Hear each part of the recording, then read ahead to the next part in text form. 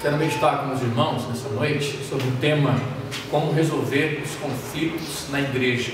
Como resolver os conflitos na igreja, com base em Mateus 18, do verso 15 ao verso 35. E por que eu resolvi expor esse texto e falar sobre esse assunto? Não é porque nós estejamos vivendo especificamente algum conflito, nós estamos em paz, graças a Deus, mas é porque quando nós pensamos em igreja, quando nós falamos em igreja, naturalmente, entre outras coisas boas que há na igreja, nós também precisamos saber que igreja é um lugar em que aparecerão naturalmente os conflitos. E isso é tão certo, os conflitos na igreja é tão certo quanto dois irmãos em casa vão brigar. Alguma hora, mais cedo ou mais tarde, eles vão brigar. E se nós não queremos ter conflitos nenhum na igreja, então nós temos que viver uma vida de cristianismo bem vago, visitando cada domingo uma igreja, vindo só de vez em quando, uma vez por mês, e assim por diante. Mas se você quiser viver intensamente o Evangelho como tem que ser, se você quiser viver o cristianismo da maneira como ele deve ser vivido, você vai enfrentar dificuldades. Não com todo mundo, né? Mas com alguma pessoa, com algum irmão, uma hora mais cedo ou mais tarde, nós vamos enfrentar dificuldades. Isso é importante ser dito, irmãos, e nós precisamos meditar sobre isso, porque às vezes as pessoas, na sua inocência, elas esperam frequentar uma igreja onde não há problemas, onde não tem dificuldades. E aí quando aparecem as primeiras dificuldades, as primeiras diferenças, os primeiros estresses, as pessoas desanimam e saem da igreja e dizem: aquela igreja tem problema, um dia eu vi lá um irmão brigar com o outro, às vezes na igreja tem coisas que você não vê no mundo. Então as pessoas às vezes criam uma ideia, idealizam, assim como pessoas entram em casamentos idealizando um cenário de perfeita harmonia e paz, né? Baseado nos filmes hollywoodianos, muitas vezes pessoas também vêm para a igreja idealizando um lugar de perfeição, e assim não é verdade. Portanto, eu quero nessa noite lembrar os irmãos que são mais experientes na igreja, né? Que já conhecem esse texto de cor e salteado, de trás para frente, em grego e assim por diante.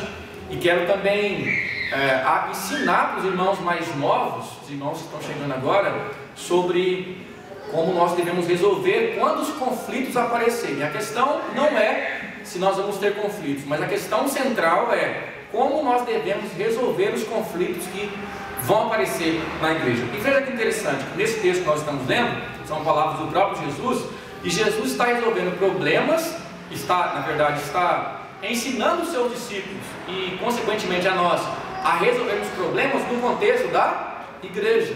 Nós até podemos usar essa passagem, você até pode usar para resolver problemas familiares, problemas com seus vizinhos, problemas no seu emprego, assim por diante. Mas o objetivo de Jesus é como tratar do problema com irmãos da igreja, com pessoas que são da sua família da fé, pessoas que compartilham a mesma fé. E assim, nós lemos só o capítulo 15, capítulo 18, verso 15 ao verso 20, mas do versículo 15 até o versículo 35 é o mesmo assunto e Jesus está tratando sobre essa questão. Esse texto então é dividido em três partes, que na versão nossa aí foi dividido de forma muito boa pelos editores, né? Do verso 15 ao verso 20, Jesus oferece alguns passos sobre como resolver as intrigas que vão aparecer. Aí no verso 21 e 22, o apóstolo Pedro, ouvindo a mensagem do mestre, questiona a Jesus, dizendo até quantas vezes que ele deveria perdoar o seu irmão, e Jesus responde. E depois do versículo 23 até o versículo 35, Jesus nos conta uma parábola ilustrando como devem ser tratados os problemas na igreja, falando sobre o aspecto do perdão. E eu quero então, vamos lá nesse instante, meditar com os irmãos sobre a exposição do texto. Mas antes de fazer aqui os passos que Jesus nos ensina sobre como resolvemos nossos problemas, quando eles aparecerem, nós vamos fazer algumas observações. A primeira delas, veja o versículo 15, diz assim: se teu irmão pecar contra ti, se teu irmão, presta atenção na palavra irmão. Veja no versículo 21 também: então Pedro, aproximando-se, lhe perguntou: Senhor, até quantas vezes meu irmão pecará contra mim? Então a primeira coisa, quando surgir problema entre os irmãos aqui da igreja, quando surgir problema entre vocês, primeira coisa, você precisa lembrar que aquela pessoa não é teu inimigo, certo? A pessoa não é teu inimigo ou tua inimiga. ele ainda é teu irmão, ainda que ele tenha te ofendido duramente, ainda que ele tenha te maltratado, ele é teu irmão. O mesmo Espírito que santifica você, santifica também aquele irmão que te ofendeu. O mesmo Jesus que morreu por você, morreu também pelo seu irmão. A tendência nossa, quando alguém nos ofende, é já criarmos uma barreira e achar que aquela pessoa não é crente, que ele é nosso inimigo. Então, a primeira observação: quando alguém te ofender, te maltratar, dentro da igreja, lembre-se, ele é teu irmão. É por isso que Jesus diz: quando teu irmão pecar contra você. A segunda coisa que nós precisamos lembrar é que essa expressão, o verbo pecar aqui, não se refere a algo grandioso, assim, a algo espetacular, um pecado como roubar o seu carro, um irmão que assaltou a sua casa, roubou o seu dinheiro, mas se refere a pecado de forma geral, um erro, uma palavra atravessada, um gesto que tenha te ofendido, coisas corriqueiras que acontecem naturalmente no relacionamento. É preciso observar isso também.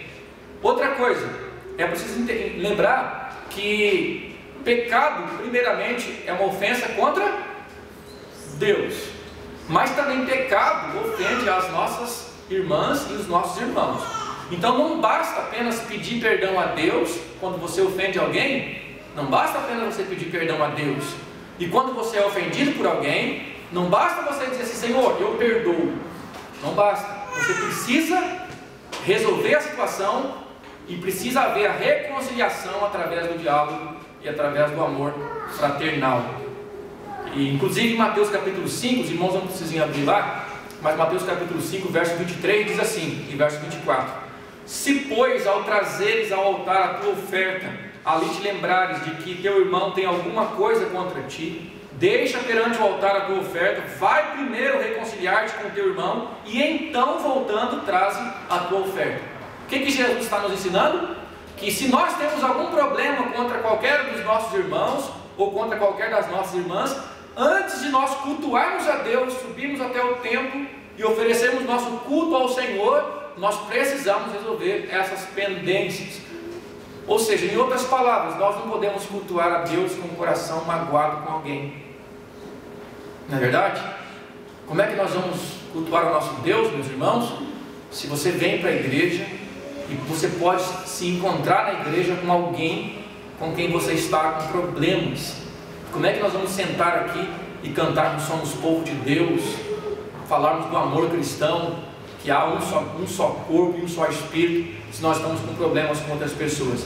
Então, ditas essas observações, eu quero então passar aos passos que Jesus nos ensina a fazer. O que nós temos que fazer quando nós temos um problema na igreja? Já vimos que vamos ter, né? Há irmãos aqui, irmãs, já tiveram problemas comigo, né? Algumas irmãs, uma que eu posso citar, a dona Ana, já fiz algumas coisas que chatearam ela, né? E uma delas, ela já me perdoou.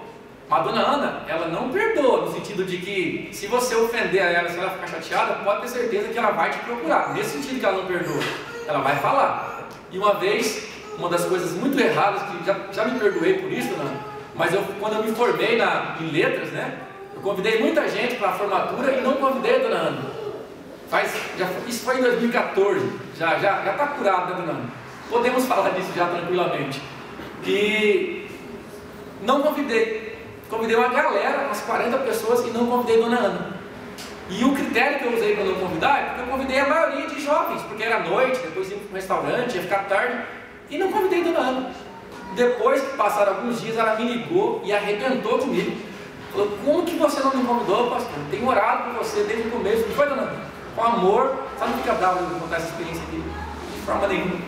E meu coração se derramou, porque eu falei: meu Deus, como eu não convidei a dona Ana? Dona Ana me acompanha há quantos anos? É uma mãezona. E eu não convidei a dona Ana para a formatura, um momento tão maravilhoso, ainda mais depois que demora 7 anos, né, Fábio? Para se formar, né? Tem que comemorar bastante. Então, nós precisamos saber que os problemas vão vir. Os irmãos que são mais novos, pode ter certeza, uma hora ou outra, ou eu, ou dona Ana, ou Charles, ou Josi, Carlos, não sei, mas uma hora ou outra vocês vão ter problemas. Trabalhando na igreja, vai ter um momento que vai dar um estresse, pode ter certeza. Não desanime o seu coração.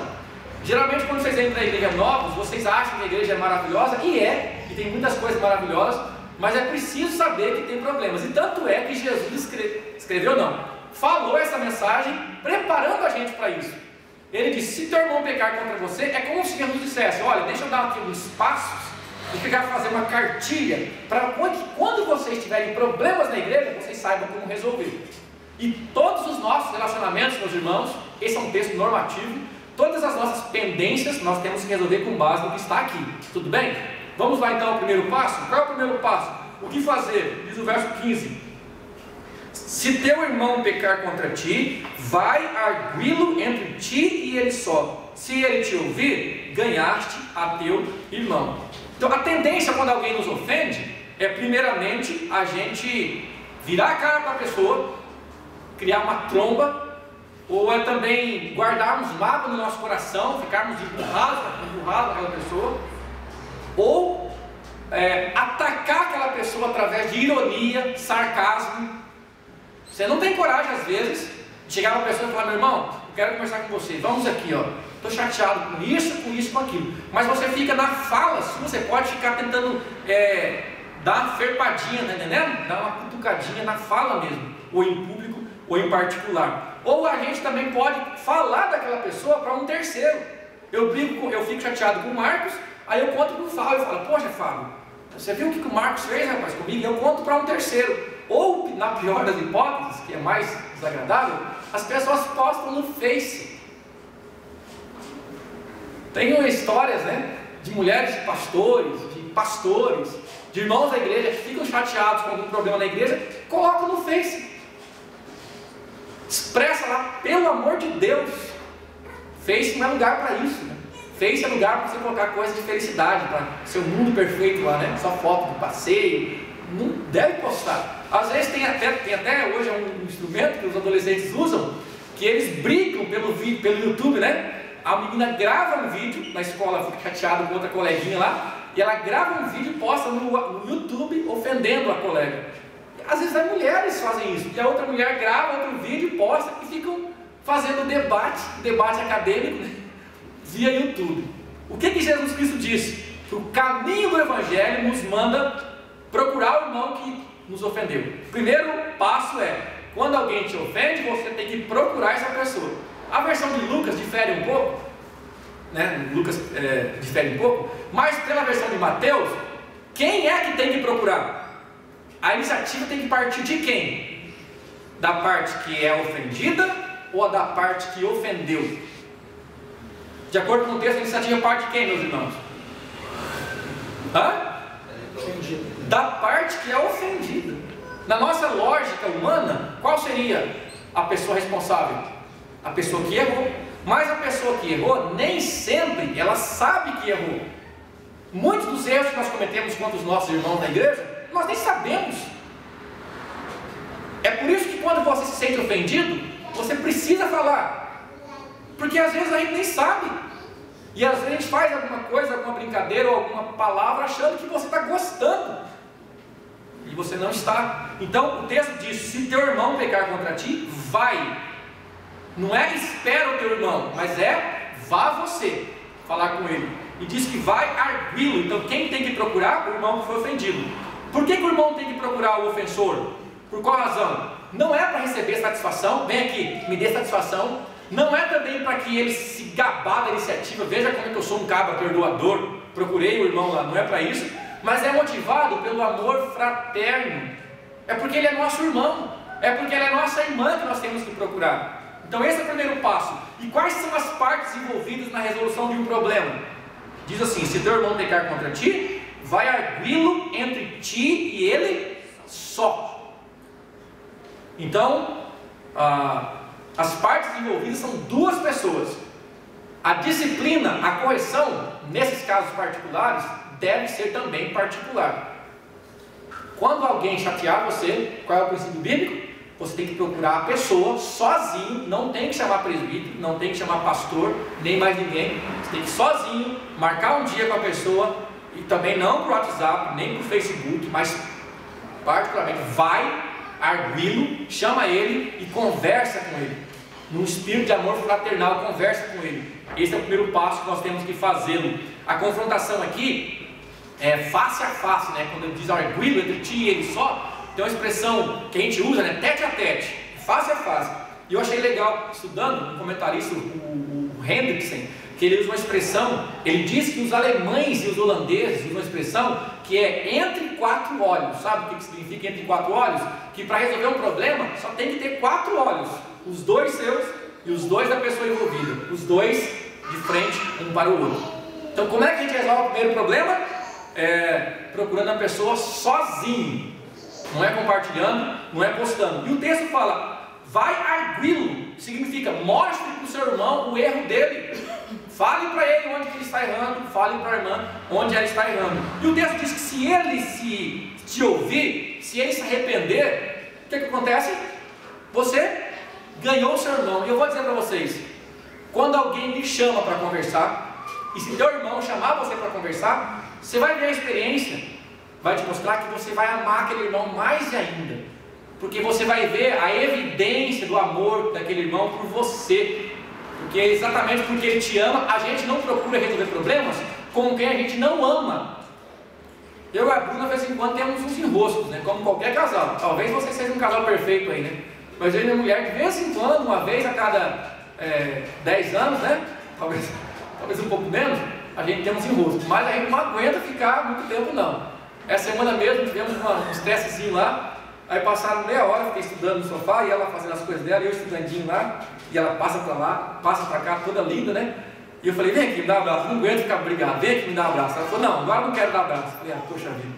Eu fiquei mais uma meia horinha, daqui a pouco ela veio e pronto, acabou a briga. Nós queremos resolver problemas com quem amamos.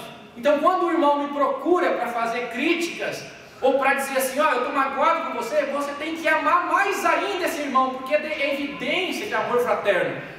É evidência. Quando alguém nos procura e fala, meu irmão, você está errando aqui, aqui, aqui. Assim como o pai que corrige o filho está demonstrando amor pelo filho, quando o irmão corrige ao outro, ele está evidenciando também amor. Quando você for corrigido pelo seu irmão, não o trate como inimigo. Agradeça a ele, termine a conversa orando e agradecendo a Deus, porque essa pessoa te ama, porque ela veio te corrigir. Isso veio direto para você, ao invés de falar para outro. Como é desagradável, irmãos, quando duas pessoas têm problemas e uma daquelas duas pessoas comenta para terceiros. Como é desagradável e como é diabólico e antibíblico. Muito bem, qual é o segundo passo? O primeiro passo, tem que procurar a pessoa, sozinho, certo?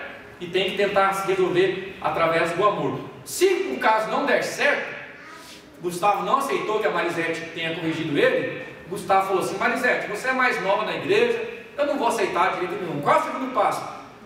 No geral, quando a gente tenta resolver o BO com a pessoa e a pessoa não aceita, qual que seria o natural? O natural seria dizer, bem, eu fiz a minha parte, já tentei, não deu certo, não é? Cada um então com seus problemas. Mas a Bíblia diz, Jesus nos diz que não acaba aí a nossa tentativa, não deve acabar aí o nosso esforço. Você tem que continuar. Veja o versículo 16: se porém não te ouvir, o irmão não aceitou a correção, se porém não te ouvir, toma ainda contigo uma ou duas testemunhas, para que pelo depoimento de duas ou três testemunhas toda a palavra se estabeleça. Você volta para sua casa, continue orando, chame uma ou duas pessoas. Claro que se pressupõe que são pessoas experientes, maduras na fé, sábias. Chama essas pessoas e marca de novo com o mãozinho lá. Fala, meu irmão, sou eu de novo. Eu sei que nós estamos com problemas sem resolver ainda, mas eu queria te fazer uma visita de novo. E vou levar agora o Fábio e o seu Olavo, né? Já leva o próprio Jesus para ajudar a resolver melhor, né, Fábio? Vou levar o Fábio e o seu Olavo. Tenta de novo, tenta uma segunda vez. Vai na casa do irmão e chama a atenção dele, para que pela boca de duas testemunhas a palavra seja confirmada, ou pela boca de duas ou três testemunhas. Isso é importante, porque imagine que no primeiro caso você foi tentar resolver e não deu certo, fica duas versões, porque daí o Daniel fala, não, o que aconteceu foi o seguinte, o Charles foi lá em casa mesmo, mas o Charles falou isso e isso. Aí o Charles vai dizer, não, eu não disse isso, eu disse isso e isso. Já viram como é que é briga? Toda briga tem duas versões totalmente diferentes. Eu fiquei sabendo uma história uma vez, dois irmãos que brigaram, né? Brigaram mesmo, e as versões foram totalmente diferentes. Os dois foram para a polícia e as versões totalmente diferentes. Essa semana mesmo, vi duas crianças brigando. E uma falou assim: ela me deu um soco na cabeça. Aí a outra falou: ela me deu um soco na cabeça. E aí? Quem é que deu o soco na cabeça? Porque as pessoas, com base nisso, Jesus Cristo disse: então, se não resolveu na primeira vez, só os dois, leva testemunhas, para que através dessas testemunhas e através da sabedoria, o problema seja resolvido. Então vocês percebem que Jesus prevê, dona Ana, que na igreja tem gente difícil, tem gente encardida. Toda igreja tem. Nós somos encardidos. Se fosse assim, né? Alguém chega e fala: meu irmão, você está errado. Perdão, eu estou errado mesmo. Nem sempre é assim, meus irmãos. As pessoas são difíceis, nós somos difíceis.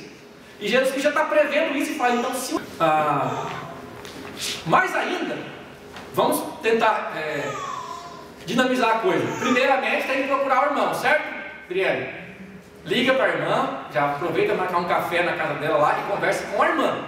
Resolveu o problema? O pastor tem que ficar sabendo que a Ana saiu do braço com a Adriele lá? Não. Aí você vem com o rosto no olho e fala: mas se eu caí da escada, né? Não foi nada, pastor. Não precisa ficar sabendo. Precisa contar na igreja? Não. Resolve entre vocês, está tudo certo.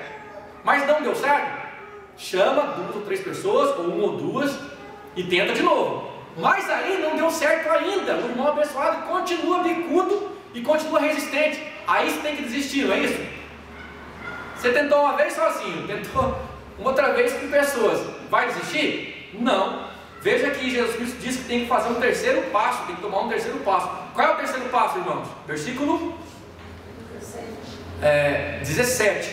E se ele não os atender, leva para a igreja. É o terceiro passo. Se a pessoa não atender nem a primeira iniciativa sua e nem aquela ida com mais pessoas experientes, leva para a igreja. O que significa levar para a igreja, né? O que significa... Antes de eu dizer para vocês estão entendendo como que Jesus acha importante que os problemas sejam tratados e resolvidos? Uma igreja, meus irmãos, não será uma igreja saudável se os problemas dentro dela não forem tratados. Jesus quer que vocês tratem de problemas que vocês tenham com outros irmãos da igreja. Não adianta dizer assim: não, eu sou desse jeito, o irmão também é lá, não vai bater, não vai dar certo. Não é bom argumento. Parece doloroso, parece massacrante você ter que conversar com alguém com quem você tem dificuldade, mas se você não fizer, você está sendo carnal. Você não está ouvindo a voz de Cristo. Porque Cristo nos manda tentar várias vezes. Se ele é teu irmão, você precisa conversar. Que família que é essa que nós somos como igreja? Se nós temos pessoas com quem nós não nos entendemos, o que é isso? Nós temos que fechar a Bíblia, rasgar, fechar a porta e ir embora, então. Não pode, meus irmãos. Nós estamos crescendo, e se chegar a 200 membros, nós precisamos conversar com todo mundo e precisamos resolver nossas diferenças através do amor fraternal e do diálogo. Então Jesus disse que tem um terceiro meio. Qual é o terceiro meio? Levar o caso para a igreja. O que significa levar para a igreja? Aqui vai depender do sistema de governo de cada igreja. No sistema congregacional, levar para a igreja significa a pessoa que cometeu um erro, ela é levada para a congregação, e a congregação disciplina, determina qual tipo de disciplina. Se é no contexto episcopal, só o líder vai aplicar uma pena. E se é no sistema representativo, né, que é o sistema presbiteriano, então o conselho da igreja vai se reunir e vai disciplinar essa pessoa. O que o texto está nos ensinando de forma geral é que a igreja precisa tratar desses problemas com os irmãos. Agora o problema se tornou público. Antes só você e a pessoa sabia. Primeiro ponto. Depois você e mais as 2 ou 3 pessoas. Mas mesmo assim você não resolveu. Então você não deve desanimar, mas deve contar para a igreja, para a liderança da igreja, e a igreja, através da sua liderança ou através da comunidade, dependendo do sistema de governo, ela vai resolver. Mas no geral significa: cada membro da igreja é responsável pelo outro. Não pode haver problema não resolvido. Problema não resolvido é como uma maçã podre num cesto de maçãs. Vai causar dificuldade para a igreja. Não pode haver na igreja, meus irmãos, eu enfatizo, problemas não resolvidos. Pode parecer difícil de tratar, mas é preciso ser tratado para que a igreja seja saudável. Agora tem um quarto passo que na verdade não é um passo. Qual é o primeiro passo? Procure o irmão. Qual é o segundo passo? Procure o irmão com mais algumas pessoas, testemunhas. Qual é o terceiro passo? Leva o caso para a igreja. Mas ainda assim, o abençoado não ouviu. O que a gente faz agora?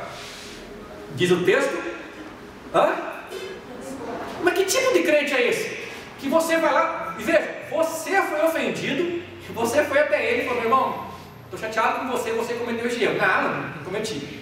Aí chama 2, 3 pessoas e fala: meu irmão, você errou mesmo, está errado. Não estou errado não.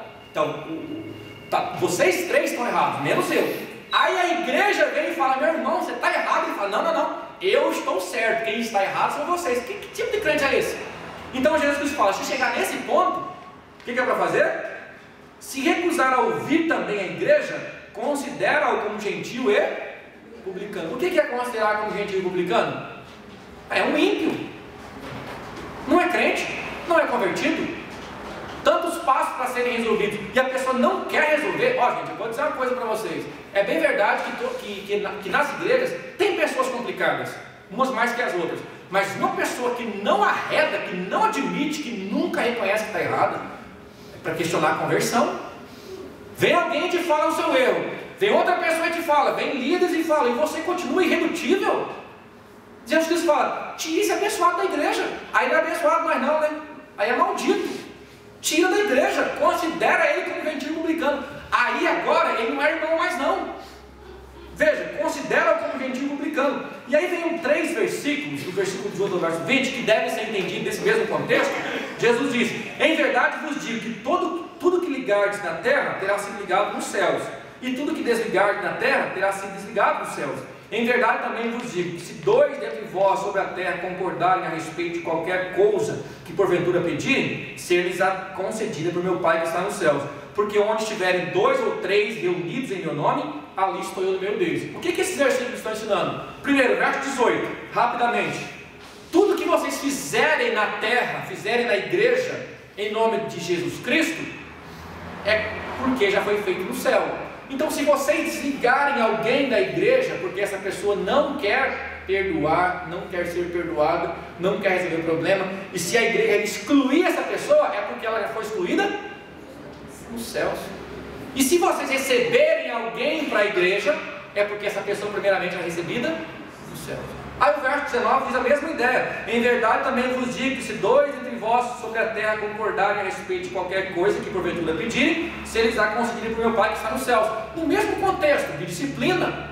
E o verso mais famoso do texto é o versículo que diz: porque onde estiverem 2 ou 3 reunidos em meu nome, ali estou eu no meio deles. Esse texto é muito mal interpretado, as pessoas usam em reunião de oração com poucas irmãs, poucos irmãos, onde estiverem 2 ou 3 reunidos. Mas Jesus Cristo não está falando de reunião de oração, mas está dizendo: quando 2 ou 3 testemunhas, quando os líderes da igreja se reúnem para punir alguém e para tirar do rol de membro, Jesus está no meio deles, e a disciplina não está sendo aplicada pelo pastor, e nem pelos presbíteros, nem pelos anciãos, mas pelo próprio Deus. É Deus quem está disciplinando. É o ensino do texto. Na plateia de Jesus, vem a segunda parte do nosso texto, estão lá os discípulos, estão lá os 12 apóstolos, e tem um líder deles que é o apóstolo Pedro. E o apóstolo Pedro, ouvindo aquela conversa de Jesus, ele olha e fala: Senhor, o negócio é complicado, duras são essas palavras. Na versão de Lucas, me permite, daqui a pouco eu fiz a versão de Lucas, se tem um momento errado. Então Pedro, ouvindo as palavras, veja o versículo 21. Então Pedro, aproximando-se, Pedro está ouvindo o sermão, parece que ele não está tão perto. Aí Pedro vem, tenta imaginar a cara de Pedro, chega perto de Jesus e fala: Senhor, esse sermão do Senhor é complicado, então eu tenho que, o irmão pega contra mim, eu estou ofendido, eu tenho que ir lá falar com o abençoado, depois tem que levar 2 testemunhas, depois tem que levar para a igreja, e só então tem que excluir o abençoado da igreja. Aí ele pergunta: então quantas vezes eu tenho que perdoar o meu irmão? E aí ele mesmo sugere, quantas vezes? Ele diz: até 7 vezes. E a resposta famosa de Jesus, como é que Jesus responde? Não te digo que até 7, mas até 70 vezes 7 no dia. É claro que não tem nada a ver com Marcos, complicado, né? Viu, irmãs? As esposas têm que perdoar 490 vezes. Se for 491, você fala: não, agora já deu, já passou, né? Espera girar o relógio meia-noite. Não é isso. O 7 em grego significa perfeição. Os números têm significado na língua grega, né? E se o 3 significa unidade, né? Por isso que Deus é triuno, 3 significa unidade, o 7 significa perfeição. O que Jesus Cristo está dizendo é: todas as vezes, infinitamente, sempre que for preciso, todas as vezes você deve perdoar. E aí na versão de Lucas, Daniel, Pedro fala assim, Pedro e os discípulos: Senhor, aumenta-nos a fé. Aumenta-nos a fé, porque não é fácil perdoar todas as vezes. Normalmente nós perdoamos uma, duas, na terceira você fala: não quero saber mais não, você está demais, está abusando da graça. Mas veja que interessante, Jesus Cristo diz assim: não te digo que até 7, mas até 7 vezes, 70 vezes 7. Aí ele conta uma parábola, meus amigos. Eu quero usar essa parábola como uma ilustração para concluir nossa mensagem. Qual é a parábola? Olha na sua Bíblia, versículo 23. Por isso o reino dos céus é semelhante a um rei que resolveu ajustar contas com os seus servos. Veja, por isso o reino do céu é semelhante. Então essa parábola tem tudo a ver com o texto que nós estamos meditando. Por isso o reino dos céus é semelhante a um rei que resolveu ajustar contas com os seus servos. E passando a fazê-lo, trouxeram-lhe um que lhe devia 10.000 talentos, alguns milhões de dólares. Alguns milhões de dólares significa 10.000 talentos. Não tendo ele, porém, com que pagar, ordenou o Senhor que fosse vendido ele, a mulher, os filhos e tudo quanto possuía, e que a dívida fosse paga. Então o servo, prostrando-se, reverente, rogou: sê paciente comigo e tudo te pagarei. E o Senhor daquele servo, compadecendo-se, mandou-o embora e perdoou-lhe a dívida. Percebam que aquele homem pediu misericórdia e pediu um prazo, e ele pagaria a dívida. Ele clamou por misericórdia, que o homem fosse benevolente, mas ele conseguiu receber muito mais do que o cancelamento ou o parcelamento da dívida. Ele conseguiu um perdão total, integral, diz o versículo 27. E o Senhor daquele servo, compadecendo-se, mandou-o embora e perdoou-lhe a dívida. Saindo, porém, aquele servo encontrou um dos seus conservos que lhe devia 100 denários, e agarrando-o, o sufocava, dizendo: paga-me o que me deves. Então o seu conservo, caindo-lhe aos pés, lhe implorava: sê paciente comigo e eu te pagarei. Ele, entretanto, não quis, antes indo, o lançou na prisão até que saudasse a dívida. Vendo os seus companheiros o que se havia passado, entristeceram-se muito e foram revelar, ou melhor, relatar ao seu senhor tudo o que acontecera. Então o seu senhor, chamando-o, lhe disse: servo malvado, perdoei-te aquela dívida toda porque me suplicaste. Não devias tu igualmente compadecer-te do seu conservo, como também eu me compadeci de ti? E indignando-se, o seu senhor o entregou aos verdugos até que lhe pagasse toda a dívida. Assim também, a lição, meu Pai Celeste vos fará, se do íntimo não perdoardes cada um a seu irmão. Perceberam que parábola maravilhosa? E que Jesus nos conta, e eu quero usar ela para aplicar a mensagem ao nosso coração. É que, como que nós podemos, meus irmãos, negar o perdão aos nossos irmãos e irmãs, um ao outro, por coisas tão pequenas, por briguinhas, por palavras, por ações tão pequenas, quando nós somos perdoados de tão grande dívida? É o que Jesus está ensinando. O que se espera, Carlos, de alguém que foi alcançado pelo Evangelho? O que se espera? Transformação. O que se espera de alguém que entendeu o Evangelho e ele aprendeu na igreja, através do discipulado, através do estudo bíblico, através da leitura, ele aprendeu que Deus o amou eternamente, que Deus o separou desde toda a eternidade, e que Deus enviou Jesus para morrer pelos seus pecados, e que Jesus na cruz pagou por todos os seus pecados, e agora ele tem paz com Deus. E ele aprende Romanos capítulo 8, que diz: portanto agora nenhuma condenação há mais para ele que está em Cristo. E você aprende essas verdades, e você diz: está resolvido, eu lanço os seus pecados no mais profundo dos mares, não me lembro mais deles. Bem-aventurado sou eu que tenho as minhas transgressões perdoadas e os meus pecados todos cobertos. Você aprende isso, e você se alegra com essas verdades do Evangelho. e você então se entrega o seu coração a Jesus e passa a viver e a conviver com irmãos também que experimentaram essa realidade, mas agora você passa e enfrenta algumas intrigas e algumas diferenças com esses irmãos, e você que foi tão perdoado, tão perdoada, tão alcançado por misericórdia, tão tratado com compaixão, não consegue perdoar uma coisinha desse tamanhozinho do seu marido, que o seu irmão, que a sua irmã ali fez. Você percebe a contradição? Esse homem foi perdoado de milhões de dólares, e agora ele não podia perdoar uns 300 reais que era a quantia que o rapaz lhe devia. Assim que ele saiu dali, assim que ele recebeu aquela bênção, ele então encontra alguém que lhe devia e passa a cobrar, e parece que ele se esquece do que havia recebido. O que se espera de vocês, meus irmãos, que ouviram o Evangelho e que foram salvos, que foram salvas, que foram perdoados, é que vocês também agora façam a mesma forma, façam aquilo que Jesus Cristo fez com vocês. Efésios capítulo 4, verso 32 diz: assim como Deus os perdoou, perdoem-se uns aos outros. Assim como Deus perdoou, perdoe-se uns aos outros. E na oração do Pai Nosso, Jesus Cristo diz assim: o pão nosso de cada dia, na segunda parte, né? O pão nosso de cada dia, me ajudem, nos dá hoje, perdoa as nossas dívidas, assim como nós perdoamos os nossos devedores. Eu quero fazer algumas aplicações e terminar a nossa mensagem. Primeiro, todo problema particular entre irmãos deve ser resolvido de maneira particular. Se tem um problema com o irmão, com a irmã, tem que resolver de maneira particular, você e ele só. Segundo, a igreja deve exercer disciplina sobre os seus membros e tentar resolver os problemas que não forem resolvidos particularmente, através das testemunhas ou através da igreja mesmo dos líderes. Terceiro, meus irmãos, não há limite para o perdão. Marisete está chegando com a linha aí. Se nós brigarmos, Marisete, qualquer dia desse, discutimos, desentender, se eu te ofender, me procure. Se a dona Ana te ofender, procure ela e fala: irmão, estou chateado. Isso é evangelho. Não espere um lugar de perfeição, mas a igreja é o lugar. Qual a diferença da igreja para o mundo? No mundo, no serviço, na vizinhança, as pessoas também ofendem umas às outras. Essa semana eu fiquei chateado com um cabra que eu nem conheço. Fui num pequeno grupo na casa do Mateus e da Leonilda. Fui estacionar meu carro na frente na frente da casa da Leonilda, do outro lado da rua. Tinha uma pedra dessa altura, assim, um bloco colocado na frente do portão.